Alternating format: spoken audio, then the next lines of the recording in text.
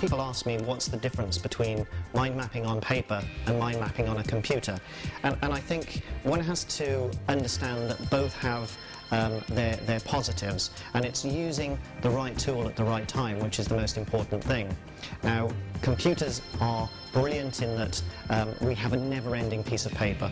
We can go back, we can edit, we can change, we can link to other pieces of information, we can add underlying notes, images and videos and sounds to branches. So it gives us almost another dimension to mind mapping. But sometimes when you just need to mind map things very quickly, let's say you're not in front of your computer or you're traveling or you're talking to somebody else, paper-based mind mapping can be very effective.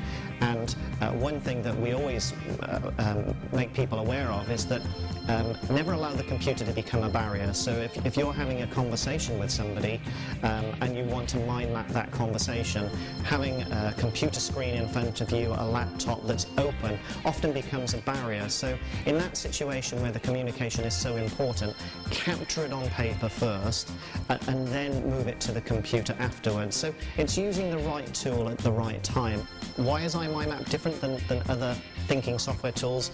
It's different because it's technology that doesn't get in the way of the thinking process. Its focus is on ease of use. Its focus is based on duplicating a technique and process that's been used by great thinkers through the ages, that has been put into a very concise system called mind mapping by a genius called Tony Buzan.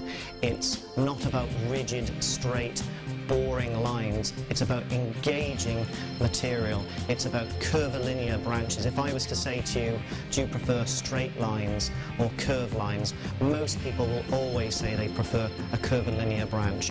If it's stimulating to the brain, your brain is stimulated. If I was to ask you, do you like colour? Do you prefer black and white television or colour television? Everyone would say colour television. So why is it that so much software that we use today is black and white? It's linear.